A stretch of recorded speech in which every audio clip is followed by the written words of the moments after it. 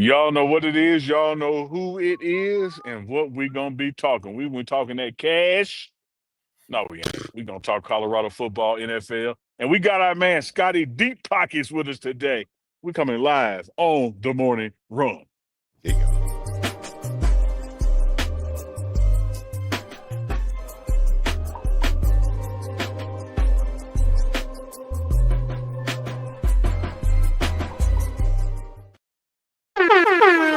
Runners, on up. It is the morning run. Big Dog Chico, Uncle Neely. Dukes the Scoop is where, Unc? On assignment. I've always Dukes wanted to is on say the that. side. I've always wanted to say that. Hey, I am Neely. He is Big Dog Chico, and on behalf of Scotty Deep Pockets, Dukes is on assignment. Squad, what's good, y'all? How y'all feeling? I appreciate that. Procter, DNVR joining us. How you doing, Scott? Hey, I'm doing well, man. It's good to see y'all boys, man. It's good to be here with y'all. I appreciate the invite. I'm excited to talk some ball and talk some foolishness a little bit too, probably. Yes, There's going to be some foolishness too, and I'm going to go ahead and tee off the foolishness because I believe the chat, the audience, the history when people watch this show back 5, 10, 15, 20 years from now, I believe that people need to know what happened off air before we went on air. This guy. I just firmly believe that. And my man Chico looked at Scotty and said, he looked, yeah, right there in the eyes and said, yeah, man, I got my hair braided for you. You know, I knew you was coming on. No. Come on, man. I said pause afterwards, but it goes to where Scotty says, when y'all mentioned it on DNVR, I think, is Scotty said, oh, you got his hair braided, something like that. And that's why I said I got my hair braided. So for you is what you said. You didn't just say I got my hair braided. You said, oh, yeah, Scott, I got my hair. I knew you were coming on. I got my hair braided for you. Hey, Chico, man, it looks fresh, man. I'm rocking with the look, dog. Appreciate it, man. Thank you very much. Scotty is Castaneda and Chico is Ray J. Just trying to get I had one wish, shout to my dog Ray Jizzle, baby. Hey, that's exclusive right there. They don't know about that. That's my dog. Talk Chico, to me, Unc, man. You back in Boulder now, Unc. You looking fresh back in Boulder, man. To see nice. Yeah, man. Oh, you know it, man. Had to go see nice, just like you had to see T-Braids 808, is it? T-Braids 808 Hawaii, baby. You know what it is. Yeah. Sitting up here on the terrace, 6th floor terrace, above the Champion Center. They setting up, of course, for some events tomorrow. You see Folsom Field and the Flatirons behind me. Got Delaware coming in for a Saturday afternoon game. Scotty, I know you're in the metro area. It's a little nip in the air. It's like football weather out here. I don't know if that's what's going to be tomorrow, but no, for real. It's a little chilly now. Like, no sunshine for real. Hella clouds in the sky, about 63 degrees. It definitely feels like fall football weather outside. I think it's going to be a little bit better tomorrow in terms of the temperature and the sunshine and whatnot. But honestly, this is my favorite type of weather. You feel me? Yeah. Like this is what I prefer. Yeah, when I walked out the building, you know, it's always this kind of vibe in the morning, you know, when you leave out. Then it'll spike up. But when I walked out the building, the team just got finished practicing on Folsom. I had a 10 a.m. practice out there. So when I walked on the field, I was like, man, this feels like football season. Like there's a crispness in the air that says, damn, we're about to hit some click, clack, bang, bang, boogie. For sure. Man, I can't wait. But Chico, Scotty, before we get to college football and Delaware coming in to Folsom Field, hold on while I spit. What? We gotta talk. We talk the kickoff of Thursday night football. What was that? What the hell was that? What? I know you saw the video that came out afterwards, like Dak kind of spitting near the huddle and whatnot, and people think that's might have what caused it and whatnot. But I just don't know how, if you Jalen Carter, how you even do that. Like, what the hell? Yeah, that was dumb. And the ref right there. Like, what you right there? He must have been locked in on Dak so much that he didn't see the ref standing right there. Weren't working at that moment in time. He had blinders on for real because, damn, ref threw the flag immediately. Unfortunate incident before any offensive or defensive snap, man. This guy done spit in the man chest area and got kicked out of the ball game. Just like if you would have been a teammate, and you see that happening like the Eagles, what are you thinking right now? You see your star player getting kicked out of the ball game. Well, with him being the player that he is and what he means to that team, it has to be a oh shit moment. Yeah. Because he's vital, to their defense. And I think with him out of the game, the Cowboys were able to take advantage of some stuff. And in fact, I think they put a stat on the screen like the first time in 3 years we've had a running touchdown through the A gap. So it had an impact on the game. But the resiliency of that team, the way the Eagles are built, next man up philosophy is not just philosophy; it is what it is. But for that to be like the start of the game and this rivalry, you're celebrating your Super Bowl, dropping your banner, the Cowboys in town. It's like, man, what the hell is going on with the kickoff at the season? And the people out there saying, man, that Dak initiated. Like when you watch that clip, he was not spitting at that man, toward that man, or let alone on that man. No. He did. No. He did put a little grin on his face though. He Looked like the Joker. Yeah, but I think the grin. One thing we don't have the benefit of is the audio. The grin was about the words, not the spit. True. Right. True. No. Wow. I mean, that was shout out to the Eagles for coming out with that win, because again, losing your best defensive player before a snap is even played is impressive, even with the Cowboys, without Micah a bit, underhanded. But the Cowboys kind of impressed me. I mean, Dak played well enough to win. I mean, them 2 CD drops late in the game. If he just makes those catches, Dallas probably wins that game, which is interesting. And honestly, too, like that whole thing with Jalen Carter and Dak, the whole thing, it's kind of cool just because, like, I like rivalries. Rivalries in football are fun, and if that kind of turns into something more than what it already is, I'm definitely down for that. Man, I thought at that point, talking like Dukes would speak. At that point, I would have probably put money on the Cowboys because it was big time. I would have said, dang it, because they had a lot. They were missing a lot of defensive linemen on the Eagles side.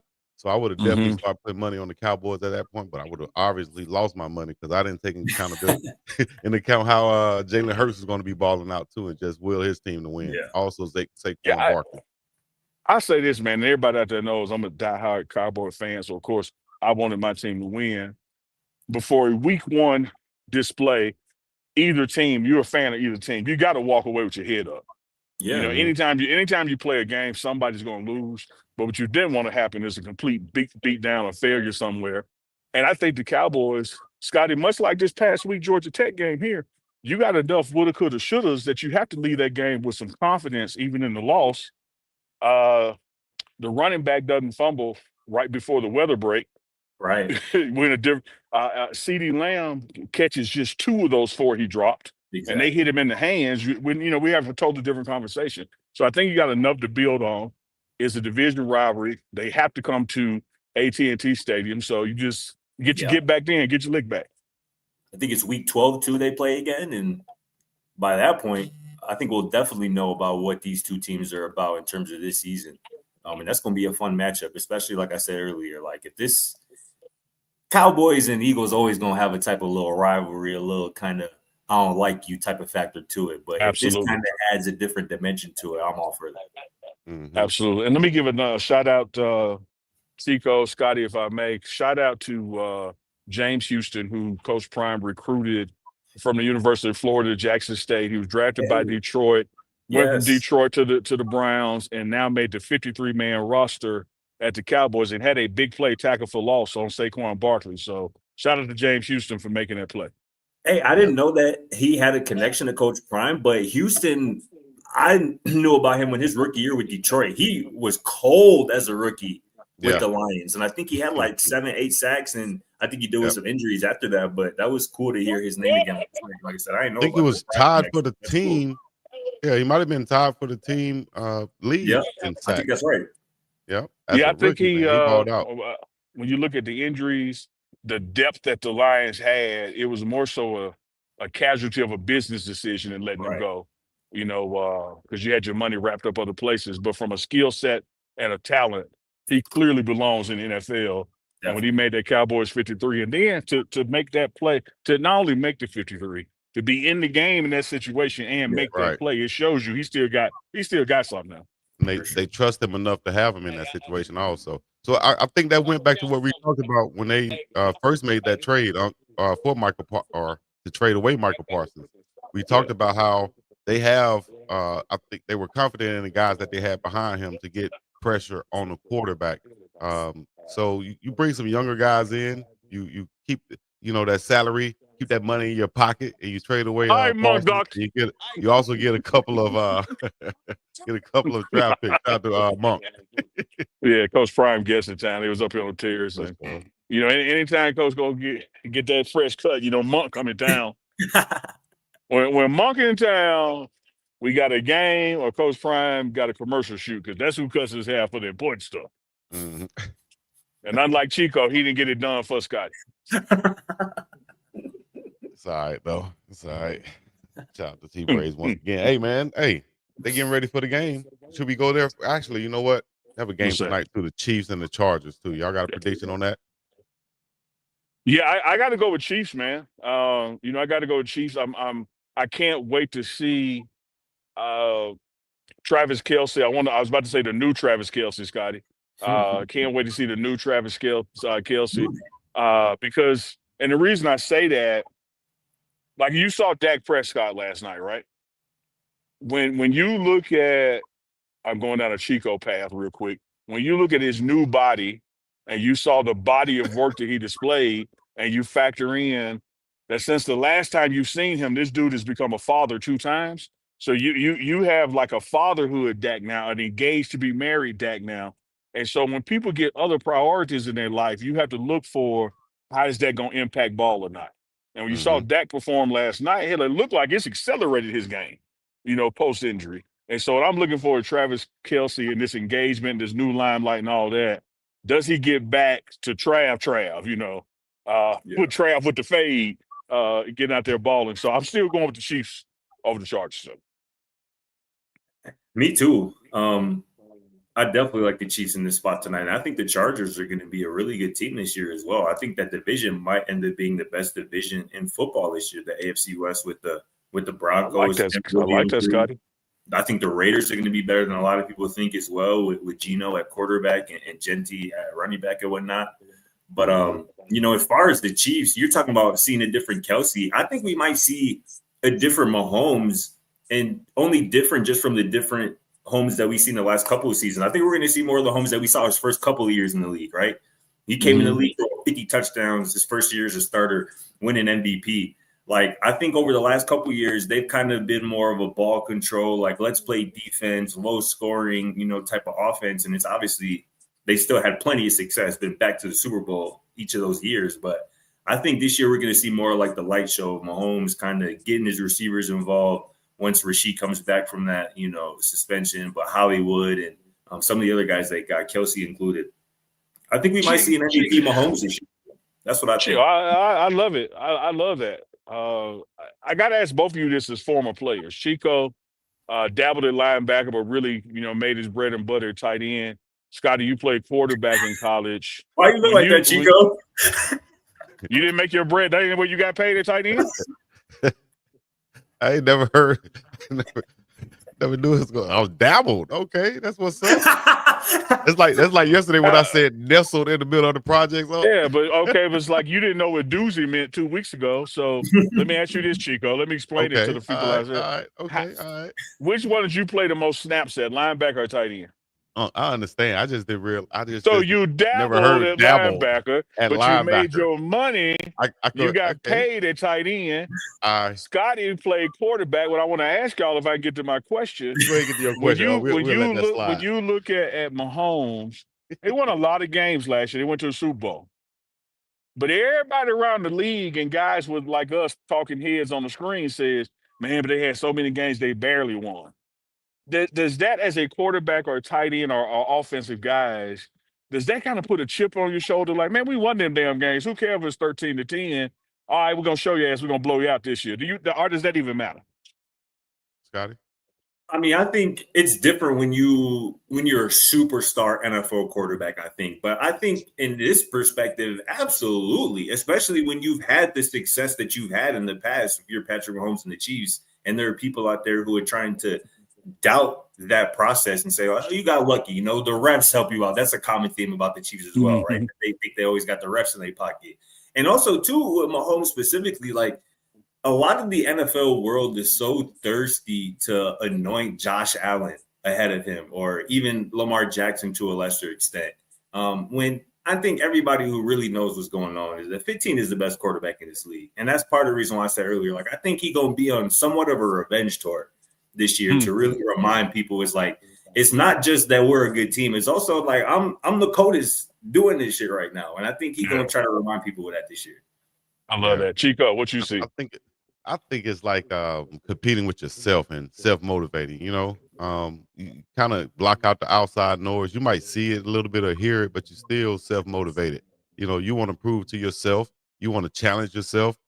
Chiefs know how good they are. They know they can possibly win a championship each and every season. So that's what they're going into it, thinking and challenging themselves. They're competing with themselves. So it's not more of, you know, worried about the outside noise. I think it is. You know, you got to worry about Omarion Hampton in his ball game. That's what you have to worry about. You have to worry about those things, you know, and keep the main thing. So I think they'll be fine in blocking out the outside noise.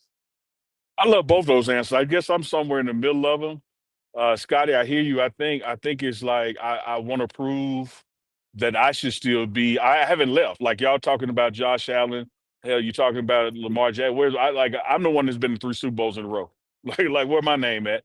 I think that matters. And Chico, with your point, I'm in agreement. But I also think that, I don't know if y'all remember Rocky 2. I'm a little older than y'all. When Apollo was like, man, I won the fight, but I didn't beat him. Yeah. Like, yeah, right. I want to beat him. You know, did I get the decision? Did I win? Am I still the champ? Yeah. But damn, I didn't beat him. And I think there were a couple of games last year that the Chiefs were like, okay, we got out of the W. We got back to the Super Bowl. Our main concern is to get back to the Super Bowl and win it this time. However, on the path to the Super Bowl, we need to kick some ass again. Like, we leaving too much meat out there on the bone with these almost. Let's end this discussion about refs and who ain't dominant no more. Because Coach Prime even preaches that here. Like, you can't just win and go to the next level. You have to dominate to go to the next level. I think that's the difference in the coach I had in high school back when I dabbled at linebacker, and that's and then you nestled in the tight end. That's right. And as Coach Barlow said last night, you know, because we had the same coach, but our coach would have said, "Hey man, I don't care if we win by half a damn point, as long as we win the ball game." You know, so it just depends on the mindset right now. I think some guys just want to win by half a point. Who cares? And there are some guys who want to dominate, like Coach Prime said. So we'll see how this turns out in or down there in Brazil, South America. Yeah. Hard to stay focused down there. And speaking of staying focused, y'all are focused right now on the morning run. Dukes is on assignment. Big Dog Chico is in building. We got our man from the DNVR crew, Scotty Deep Pockets. Chico, you've been back in Selma. Y'all be in the alley playing big bank, take little bank. What you don't want to do is go deep pockets with Scotty. In pockets, hey, look. He can go in there and pull anything out there. He got 100s, 20s, 5, 10s.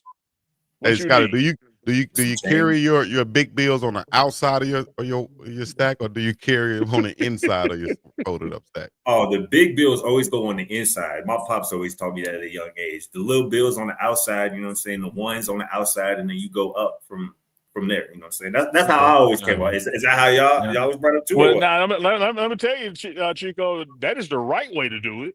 Okay, but I'm like Michael Irvin. I'm leaving my $1 shake on the nightstand where they can see it. I just saw that video this morning actually for the first time. Mike's so crazy. So I put my 100s on the outside. Right there. He said, Mike, you need to go cash that I just want to look at it right there. Yeah. He said, Mike, you losing. I said, no, I'm winning. Shout out to Mike Irvin, man. Thanks to my uncle, I think I was somewhere in the middle. He said, when women are around, you keep the big bills on the outside. You just fold it up the other way. But when you're around your dudes, you flip it the other way and put your ones on the outside so they don't know what you got. So that's smart. And then you pay somebody, you try to pay them like Smokey did Big Worm. You give them the same 20s. Just turn them the other way. $100. 40, 60. Flip it around. Smoking. That's the same $60. This is Hey, $100. since y'all brought it up, what's y'all favorite Friday of the trilogy? Good question, though. That's a great question, This is a debate. We need to put that as a poll question. It is a debate because I think I'll answer first, and because mine is more unpopular. When I say people be like, "What?" My favorite is next Friday. Like when you Rancho Cucamonga. You said exactly right. When Day came into the equation, Smokey was funny as hell on Friday. Don't get me wrong, and I love Friday. But next Friday, when Day came into the equation, it was in Rancho Cucamonga. Like that was the funniest one. G. Like I'll never move off that. That's more Pinky, Chico. You know, all that's the Latina girl. The Latina, the Latins across the street. Is that one? Mine would be that would be that's a close one, but mine have to be the Christmas one. I think I watched that one the most. I fell asleep on that one the most. Like, it just really put ain't that no on. wrong answer, but it's not a wrong answer for real. I guess we're gonna have to go. Yeah, I got to go that one, man. Friday after next. But that's how you still walk into Christmas parties now to this day. Uncle Neely. No, I walk in and you be in the back with you be in the back like Damon. Yeah. You be in the bathroom talking about look at none of these. Yeah, see, like him and Cat and Friday After Next too. It's like I can't blame nobody for saying any Cat of the three. Yeah, right. I guess I'm gonna go counterculture and go old school. I want to say, next Friday because of all the expansion. Because Top Flight secured the world, but I'm gonna go ahead and go to the original, man. I'm gonna tell you why I'm gonna go with the original.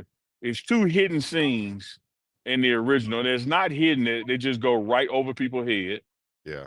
One, I'm gonna give people a pass because as a black audience, you might not have been in your seat yet.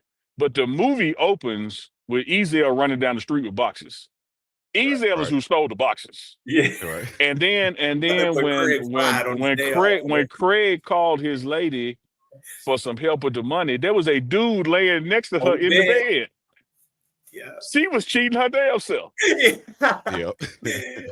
Oh my God. Yeah, man. That's Now the word is this is a fan conspiracy theory out there. The word is that the Reverend was cheating with Craig's mama. That's why he had stopped by that day. Because you remember she was supposed to be at home but wasn't, and he was supposed to be at work but wasn't. And then he went on across the street. Yeah, I heard that too. Good catch right there. See, even like Bernie Mac just in that like a real quick scene, like it's crazy how goated those three movies are. Yeah, man. Yeah. Friday. It's Friday now. I'll tell you one that I like real quick, like before we go on. When Debo first got out on next Friday, him and his brother, and they were sitting with the orange suits on, and the little dog walked up to him while they were sitting in the grass, and the dog walked up to Debo's foot, and Debo said, "Get out of here, you little mutt!" And the dog ran off. I was like, how did the dog know to run off so fast, like right on cue?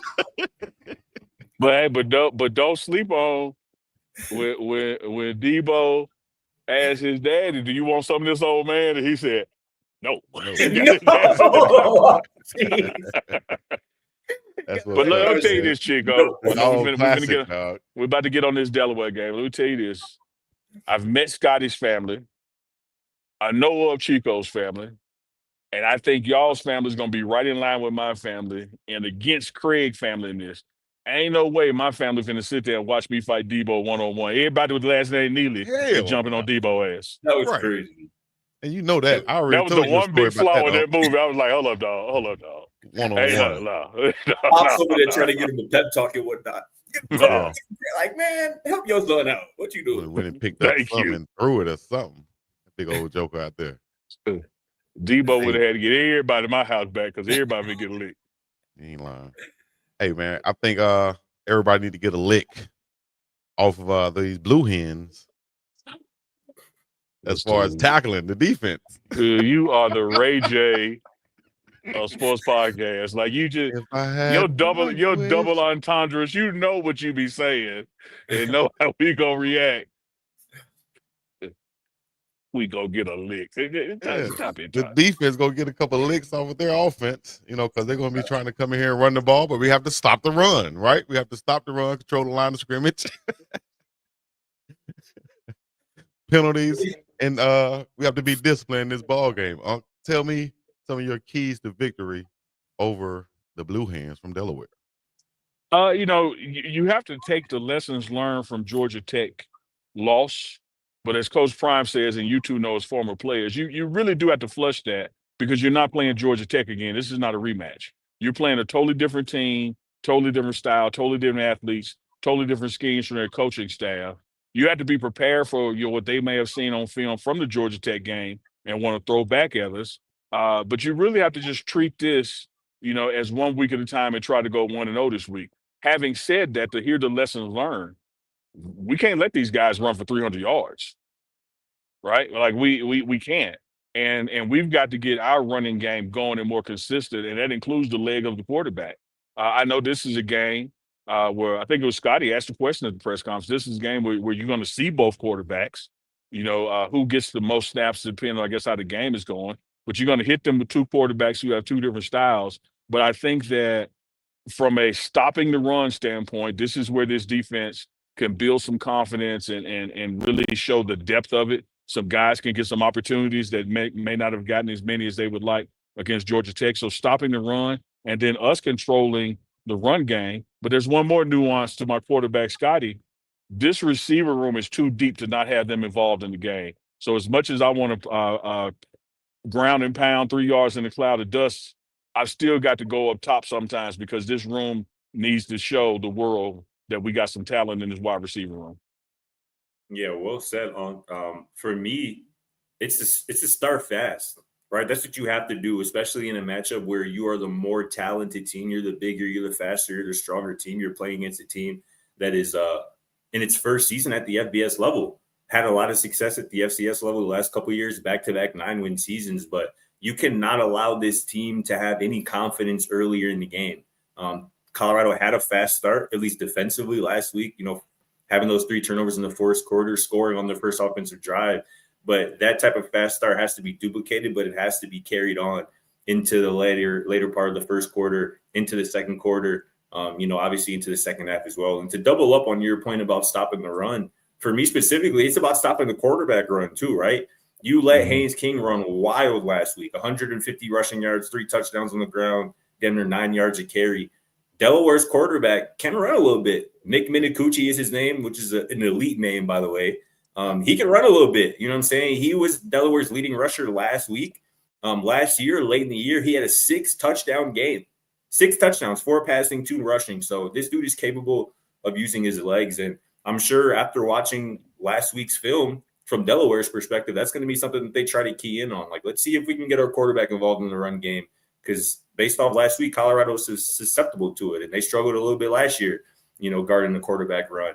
And if you don't put an end to that, if you don't dead that narrative this week against Delaware, that's going to be every other team on the schedule's first priority offensively. Let's see how we can get our quarterback involved in the run game. So you got to dead that narrative this week. I think so. Hey, 3 keys. Stop the run, turnovers, and score off those turnovers. And I think Caden Salter is going to be the main one, and that is taking what the defense gives him. He's going to have to, if he have those running lanes this week, he'll have to take that. 5, 6, 7, 10-yard gains are going to be good, and he has to know that you don't have to take those deep shots, on those rollouts that you have a running lane. Take the run, and move the chains. And I think also Coach Sherman is going to dial up a few deep shots down the field to go to those wide receivers, as you said. Marion Miller, Joseph Williams, and Sincere Brown should get at least 3 targets apiece at some point in this ball game. And I would like to see them down the field 15 yards or more, taking your shot. So Caden Salter is going to be key. Forcing turnovers and scoring off those turnovers when you force them is going to be key. And also the line of scrimmage on both sides of the football, I'm going to be honing in on those, offensive line and defensive line. And I include the tight ends in that blocking also and protecting the quarterback. Love that, Chico. And I think that when you peel back the layer and start looking at names and numbers and abilities, Sincere Brown, 6'3", 4'3", when I see that on paper, I've got to get him the ball. When I look at the speed of Trackhawk, I've got to get him the ball. So I think that when we talk about the pass opportunities, we talk about the run game opportunities, there's some unique individuals out there that you can really exploit some matchups. But let me go back to what Chico coach told him. Now we talk about domination and this and that and the other. But Scotty, here's the most important thing. We got to win this game. Mm-hmm. And because not only you go into conference play next week on the road to Houston, when you look back at Coach Prime's, history here, you take the last 5 games, we are 1 win, 4 losses. We got to start to shift that math. You talked about how if we don't stop the run, you're going to be known as a team that don't run. Well, if we don't start to become in totality program wide, as you look at one season before and it goes into the next season, the carryover, now here's an opportunity to start stacking some wins, right? And start shifting that math of what your last 3 opponents, your last 5 opponents, because when people watch film, that's what they're looking at. They're looking at what have you done lately? And lately, we've left a lot of meat on the bone that has come up with us being short in the wins and loss column. Yeah. I would say this. Oh, I'm sorry. Go ahead, Scotty. I was just going to say, in addition to having to win, that's no doubt. But I heard Coach Prime say, talking to Mark Johnson on the coaches show, they got to win dominantly. Like, this has to be a dominant performance in all 3 phases of the game: offense, defense, special teams. And one thing I'm really looking forward to seeing is just, obviously you mentioned at the top, like, we know Juju's going to play. I'm just so fascinated to see how they manage that situation, right? And when does Juju enter the game? Does he enter it after, the first half is over and that's when Caden's out for the game, like he's done for the day? Or is it a situation where Juju comes in and then Caden comes in a little later and Juju comes in a little bit later after that? Like, I'm just fascinated to see how they kind of manage the situation. I assume it'll kind of be determined a bit by how the game goes. But, Coach Prime pretty much said, like, hey, listen, Juju going to play this week, and I don't really care how the flow of the game is going. We're going to get him his reps. And I think that's a good way to go about it. But it's just going to be interesting for me to watch how Coach Shermer, Coach Prime, the rest of the offensive staff kind of manage these reps at quarterback, because all eyes are going to be on those 2 guys, from a national perspective. Absolutely. And I think Coach Prime did suggest to the media corps the other day that, come on now. He's talking to Jake. Shout out to Jake. He said, come on now, like I already said the man gonna play. Don't try to press me and he's gonna start or not. Like Salter's gonna start the game. We get those successes out there, and then Juju is gonna come in. But I think, like, even if you didn't have that quarterback dynamic, Scotty, here's something I think is important. When you're playing a team and the team is, quote unquote, a conference down, or whatever the case may be, man, the first quarter is so important. Yes, it is. Because the first quarter, a lot of teams are equal the first quarter, because you got talent, you may not have depth, and you got 45-pound plates in your weight room, just like the other team does. So it's when that wear and tear starts and that cumulative effect of talent, the curve, the bell curve of talent and depth rears head. But I think when you look at what this team, the Blue Hens, brings in the first quarter, it's so important for us. And you said, Scotty, start fast, start dominant, because you don't want to look up and it's a 7-3 first quarter, and then it ends up being 47 to something. Like, you got to hit these guys in the mouth early. Apollo Creed, you got to win. You got to dominate and start early. And I think it's super important for this team to start early because of the style, I think, and the personnel. It's kind of like what you say about boxing with the styles have or fights. What is styles make the fights, or in basketball, when a team plays Golden State Warriors, they have to prepare for a different style of basketball. I think the style of football that the Buffs want to play, they must get up early in the ball game to put the other team in trail position in the obvious passing formations, right? Because in passing downs and passing situations, because they're playing from behind. Now your defense can play at their strengths, and you can put your pass rushers in a position to pin their ears back and get after the quarterback. I've said it many times, but I think that's the best formula for Colorado to get in a situation they can dominate a ball game by getting up early and having that team play from behind. That's going to be the best thing they need to, or that's going to benefit them the best by getting up in the first quarter. And, like you said, I think if I'm the Blue Hens coach, I'm going to come in and try to run my quarterback. I'm going to try to run what's his name, Manny Coochie. Minicucci. Let me get it right, Manny Coochie. I know the boys be messing with him in the locker room. You know, you gonna try to run him, dog. You gonna try to run him. You remember last December you were in the hospital with that thick throat. Here he go. That's what they diagnosed you with. You had a case of the Manicoochies. They said, you know what? We've seen this before several times. But no, I agree. He has the Uncle Neely syndrome. Yeah, I knew somehow he gonna try to flip it back to me. So I'm just like, go ahead. I completely agree with your point, though, Chico. Just about like getting up early to allow your defense to, I think, do what it does best. Like we've said all offseason, like this defensive line is arguably the most talented defensive position on this team, especially on the edge. Like this defense led the conference in sacks last year, and I think they have the ability to do it again. But when you're in a situation like last week against Georgia Tech, where they never felt like Georgia Tech did, they had to drop back and really throw the football. So, and that's really because it was always a one-score game throughout the entire game. But if you can get up, 10 points, 2 touchdowns, and get them into passing situations, that's when Arden Walker can tee off and Keaton Wade can get to the quarterback and really flash this pass rush ability. So that's what I'm hoping to see. Only 1 sack, last week. And obviously, again, that's part of because Georgia Tech didn't feel like they had to throw the football at all. They felt comfortable in staying with their identity and whatnot with running the football, especially with their quarterback. You got to be badass to get a sack on a running play. Yeah. Like so as long as we had them incentivized to run the ball, it took away sack opportunities. But I'll point this out, Scotty. You mentioned a name like Arden Walker and a Keaton Wade, and you mentioned a stat about leading the Big 12 in sacks last year. That stuff didn't start happening to week 3 or week 4. And so this could be the game that's the springboard to it. You go ahead and get 3 or 4 sacks this game and get a couple more Houston. And now you're getting that confidence and that energy that we can get to the quarterback. But all of that starts first and foremost, as Chico has articulated, stopping the run and making them become a passing team because of the clock and the scoreboard. Yes, indeed. We'll have to do that, man. And that's attitude. I feel like we missed that attitude last week as far as stopping the run, and that's going to have to be throughout each and every player on the defensive side to come up with, even I want to see on the sideline a lot of more players who are not in the game involved with that. You got to be cheering your guys on. Like I said, you got to have to show that you have that mindset on defense to stop the run. You're not just going to stop the run by lining up and going out there. Each and every player going to have to have it. Can I be selfish for a second, Chico? Please, I want to selfishly prove your point. And this is not to say that this guy doesn't do this. But Alex McPherson needs to be Arden Walker's biggest cheerleader, because when Arden, if you successfully eat, I'm going in. Yeah. if we struggle and I'm gonna be standing over here, and as the young guy in this room, as an edge rusher, I need to be the biggest cheerleader for guys in front of me, because that's what's going to get me my reps.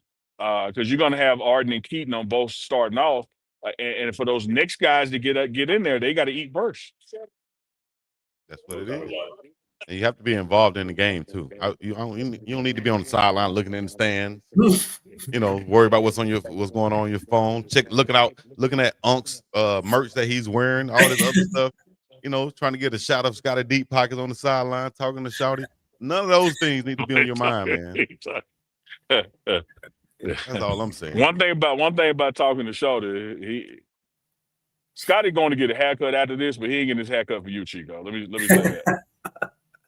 I hope not. I can confirm. I will be going to the barbershop, but it is not for Chico. Scotty said, I don't be talking to no shouters. They be talking to me. Tell them, Scott. They be talking to you. We be conversing. Hey, I'll tell you what, man, and Uncle knows this for sure. A game day for a Colorado football game at Folsom Field, it's a lot of talent out there. And I'm just gonna leave it at that. It's a lot of good stuff you see out there, man. And I love it. I personally love it. A wide range and variety of talent, a plethora of talent out there, if you will. A myriad. Yeah, and a myriad. The only thing, a cornucopia, a cornucopia. A whole lot of. And the only thing better than talent, Chico, is talent with depth. You ain't lying. It's Quality. deep. Quality talent too. So shout out to the prime parents who I think that's a crazy segue, but shout out to the prime parents. You know, I saw Unc was able to catch up with Corday Smith's grandmother and get a quick little. That was actually Terrace. actually T2 did that. Yeah, T2, way to go, Terrace. Yeah, T2 did that. You'll see a lot and more. what's taking place, y'all. Y'all see my too. head swiveling. I'm gonna see y'all. Are see you checking out the talent? There is I'm up on the 6th floor terrace. There's a CU Buffs Living Legends luncheon about to take place. So you got a lot of the old football players in the area, athletic legends about to have a lunch together. So they've been out here on this terrace with me, chilling like a villain. Hey, that view is ridiculous, Monkey. You got used to that yet? Did anybody? Hey, I think there's an older white guy. I think he was throwing up Q. He didn't touch his head. He like, hey, nah, you perfect, man. He the bro. I know. He was enthusiastic too. Scotty, hey man, give everybody a little background about yourself, Scotty, and you know how you ended up where you are right now with DNVR. That's my QB. Yeah, for sure. I mean, quarterback. I'm from Chicago. I'm from the south side of the city, born and raised. Played football like my whole life, like from youth. Like literally started playing football at 5 years old. Like played it all through high school. I played in college at a D3 in northern Wisconsin. I played quarterback all 4 years there. Was a captain my student year, starting quarterback. But I knew like even before like I was done playing, like I knew I wanted to like stay involved in sports and whatnot. And kind of writing just always kind of came naturally to me. So it was kind of just a natural combination of the two talents, if you will. So I studied journalism in college while I was playing, and I got a job right out of college, like small town Indiana. Y'all have never even heard of it. It's Richmond, Indiana. It's East Indiana, close to the Ohio border. It's exactly what you would think like small town Indiana would be like. That's what it was. So that was like my first kind of post-grad job. I was working like as a sports reporter, high school, like D3 MAA covering college sports out there. Was there for a year. And then I moved to Milwaukee. Was there for like 3 years again in sports for like a startup kind of media company covering sports, was writing, doing some editing there. And then after like 3 years there, at the end of the 2023 season, at the end of Coach Prime's first season here, there was an opening at a paper out here in Colorado in Fort Collins, the Coloradoan, which historically covers CSU, Colorado State. But they just saw I had so pretty much out of the 2023 CSU-CU game, they covered it from the CSU perspective, but the numbers were crazy. And I think at that point they realized, like, yeah, we should probably get somebody in here to cover Coach Prime in Colorado and what they got going on over there. So once I saw that on LinkedIn, whatever, I applied, kind of forgot about it, was reached back out to like a month after that, did the interview, got the job. That's when I got out here. And then about 6-7 months on the job here, covering Coach Prime, that off season into the 2024 season, I started working with DNVR, with RK, Jake, them, and was on the pod, periodically. And then it just kind of turned into something that they wanted me to join them on full time. And that happened middle of this past season. I think it was like the Arizona game was when I kind of fully made that transition over, doing the, the pre and post game with Hunk and, getting to interact with him and whatnot. So that's been dope. But that's kind of my background right there. And like I said, I've only been out here it feels like I've been out here in Colorado for a long time, but I haven't even been out here 2 years yet. It'll be 2 years later this year, maybe in about 2 months or so. But it's been fun. They say, Scotty, they say dog years is times 7. And I can tell you the prime years are times 3. So much takes place in a year when you're in that Coach Prime sphere. I don't want to call it a bubble because you're not trapped in something, but so much happens. It's all, I'll say it's kind of like the Dallas Cowboys, and I know my friend, not being biased, I'm saying this from a journalist. All the other teams have off season. From a media standpoint, the Cowboys don't have off season. When you look at college football, other coaches, other programs have off season. Any program that Coach Prime is the tip of the spear of, there's no off season. And so what happens in a 3-year period, it really feels like 6 or 7 years have gone by because it's so intense. That's so true. That's so true. Somebody in the chat mentioned Earlham College. Yes, that is Earlham College is in Richmond, Indiana. I was going to say, how did that place even reach out to you, or how did that come about the way you ended up? Well, I tell you what, I was graduating spring of 2019 from college, and I knew I had to get something. I had to figure something out. I knew I wanted to get into space, and that was like one of two, I guess, kind of newspapers that was like willing to give me a shot, I guess, kind of as a, fresh out of college. So it was either between there or another small town in like northern Minnesota. So I just chose the one in Richmond, and I thought it was a bit closer to home, even though it really wasn't. It was still like 4 hours from Chicago, but it was definitely an experience. And I knew about 6 months in, I'm like, I won't be here long. So it was just about like a 1 year little experiment. I got some experience, and it worked out. Something there prepared you for your next step, where it led to where you are right now. Yeah, I'm gonna tell you, Scotty. I don't know how much of a baseball historian you are like Chico is, but growing up in Jackson, we had the Jackson Mets. And every now and then, we have a big name get sitting down to rehab an injury or something. And I remember old Lenny Dykstra playing, and he looked around Jackson and he said, I won't be here long. That's not my guy Lenny for the Philadelphia Phillies. He's like, okay. Yeah. Darren rehab again. My talent is going to see this place. Tell y'all, whatever y'all think of small town Indiana, it might be, because I'm assuming y'all have never been. Whatever y'all think it is, that's what it is. Yeah. Wow. I've been through like on a road trip, been to Indianapolis, been to Bloomington, but never been to like a non-college town, a small college town for sure in Indiana. Yeah. So I'm taking your word for it. I ain't going. Yeah. So I probably don't want to go here either. Some of my family's from the South Side of Chicago, and I remember the Wild 100s. Is that what it's called? The Wild 100s, yeah. Wild 100s. Yeah. So I remember showing up there one summer. They kept asking me to come up there. I finally went spring break, my freshman or sophomore year in college. I get out of the cab, and it's whole bunch of YNs sitting on the porch next door. And I think I did like Lenny Dykstra. Instead of saying I'm not going to be here long, I said I'm not coming outside at all. I'm staying in the house. You got out there car like Pops and Friday. No. They saw me taking the bags in. I could tell they were looking like, ooh, this is food right here. Ooh, soon as he come out. Not from here. He's not from here. I said, nah, you ain't going to get me, player. I'm staying in the house. You're going to have to come in here and get me if you want me. Yeah, the Wild 100s is appropriately named, man. I love my city. I'm always ride for my city, but it can get treacherous. But that's it's like that with any big city. You feel me? For sure. Yeah. It's got its parts. Yeah, but I always tell anybody who lives in Chicago, for my money, it's the best city in the world. You know what I'm saying? The food, the culture, the best downtown, the people. It's So let me give you a quiz on this Friday, Scotty. All right.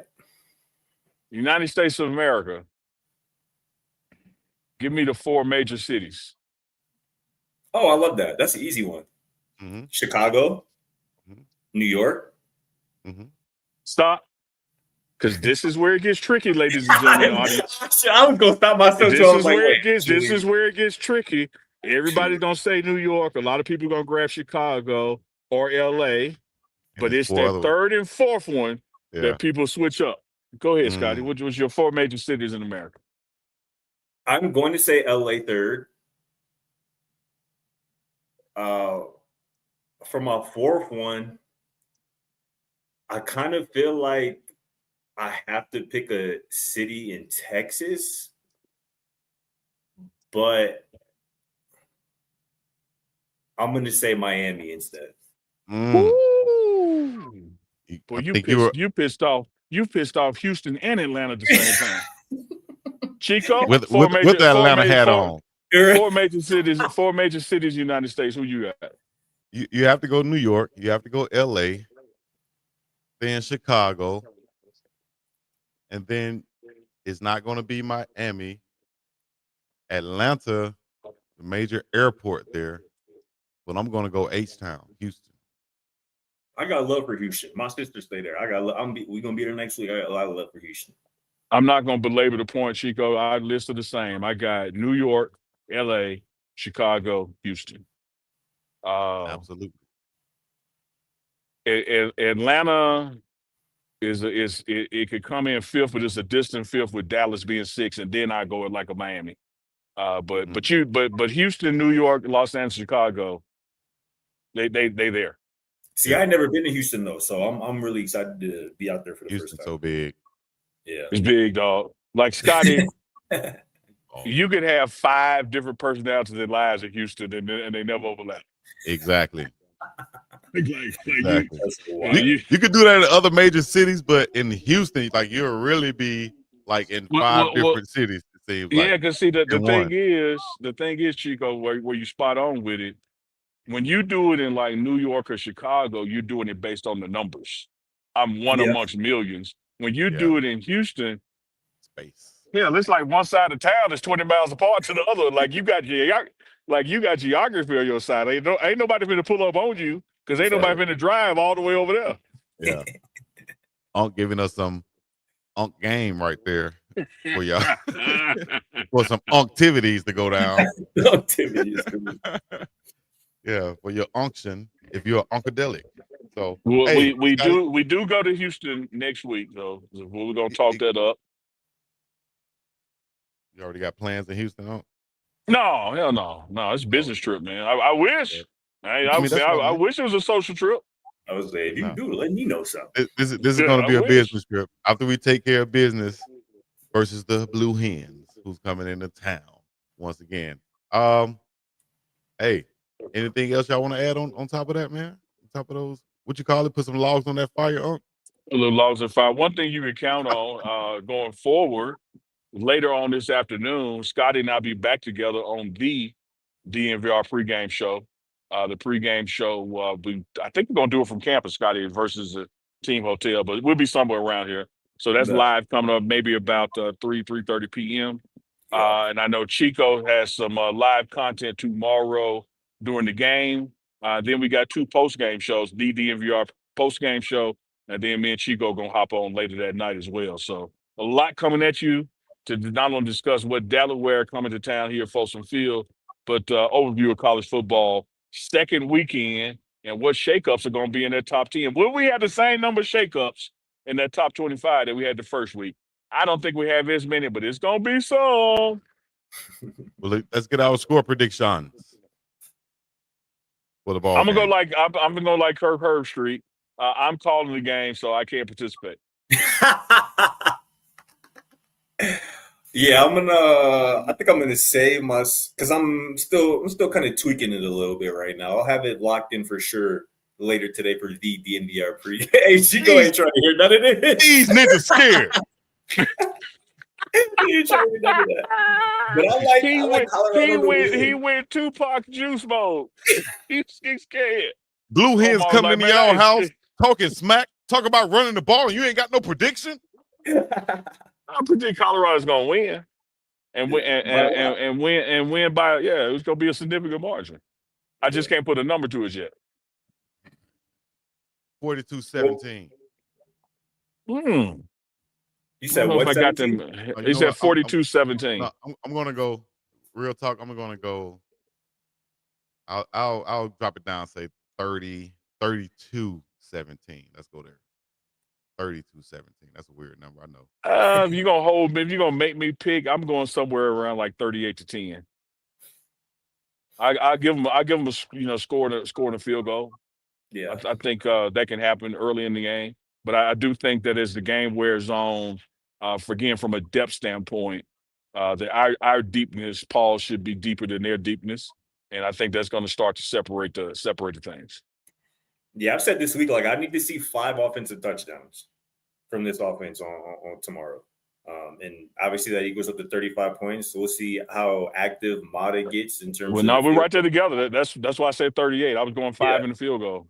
For sure. I think 35 is the minimum that I need to see tomorrow, at least offensively, right? And I don't think – I'm talking about the defense. Like, more than 2 touchdowns is not something that really should be a thing in terms of what you're giving up to Delaware tomorrow. So I really like your 38-10 score. I'm probably going to be around that for my final score that we announce later today.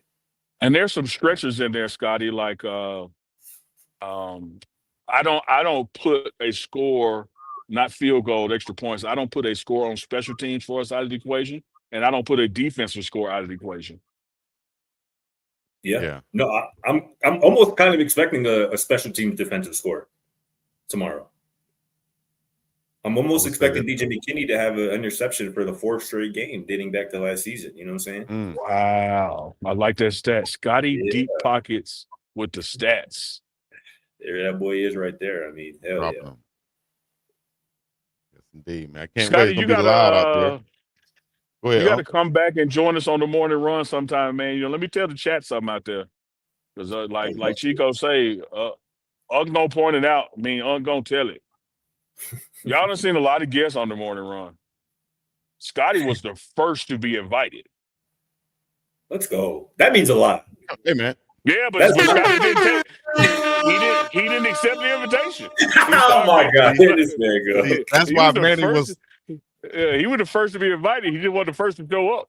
That means a lot, though, and that's not something I'm taking lightly, and that's not something I'm taking for granted. I am super appreciative. The platform that y'all have built, man, up here with this morning run is really impressive from afar, and I love. Somebody mentioned it earlier, man. Three black men up here. Duke's typically up here with y'all. Like I just personally love to see it, and I think y'all are killing it. I'm excited to see y'all continue to grow this thing because it's something special for real. Appreciate that. And I love how you showed up with your invitation with an Atlanta hat on while Dukes is on assignment, but still did not pick Atlanta as a top 4 city. Only Scotty Deep Pockets we had the balls to do that. And I got love for the A, man. I got love for the A. Hey, Real they love. said they can't tell. Well, they said that that's love. We hate to see you hate us. hey, I'm from the A, but not Atlanta. It's Alabama. Throughout the country, you could tell from my grammar. Shout out to everybody who checked in with us. Put it in the chat right now. You're sitting in your state. If you would like to have Scotty back, put a bring Scotty back in the chat right now. Bring Scotty back.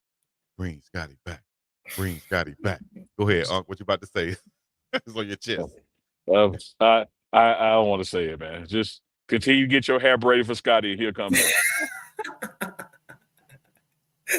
Y'all are crazy.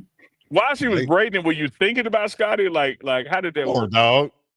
I mean, y'all just going off what you say. You said, "Hey, Scotty, I got my hair braided for you," and I'm just wondering, like, when it got painful, and he's like, "I sure hope you appreciate." Doesn't get painful. Like, how? Okay, I didn't know. She has great hands, and But it takes a long time, right? Takes a little while, So as you were sitting there, we actually sit there and we watch this show right here, and she put on. She said, "I like to watch it while." We braid your hair because Uncle Neely, sometimes he's funny, is what she said. So, and they was rocking with your look in the chat. They say you are here looking fresh. Like excuse me, Chico, I gotta agree. I guess Uncle you is too. You know what I'm saying? I see you with the little taper. A little taper, but I didn't do it for you. So that's the separator. Like he did it for you. Like who you did it for there, Uncle? Who you did? He was like, man, Scotty coming on. I gotta get right. Come on, man. Go ahead, turn to the side one time. Let us check it out and give a shout out to your barber, man.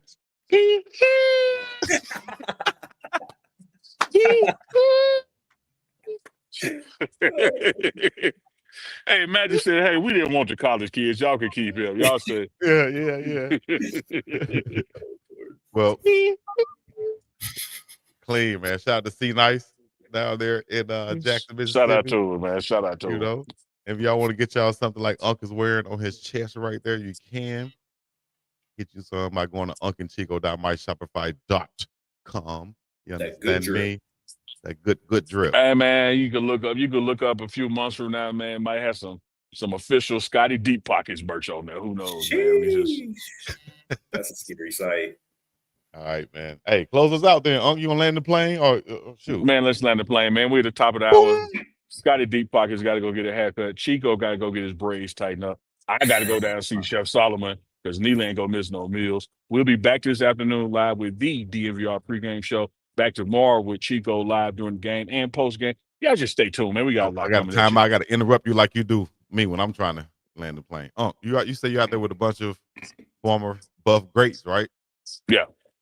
When you walk over there, do they say something to you? Do they be like, hold up? What What they do when you? No, they absolutely speak. They recognize the platform and watch. You know, that's I was doing that at them. They were out here early. They're now inside, you know, for their program part. But it's nothing but love. Squad. Hit it one more time, Scotty, for him. Squad. Appreciate y'all boys, man. All right, man. He Y'all know just Scotty. He just wanted to clip with your mouth open. Don't fall for that trap. Man. Oh my, yeah. He just. Thank y'all for coming out. God bless you. Have a great day. Peace in the Middle East. I'm out of here. Oh my God.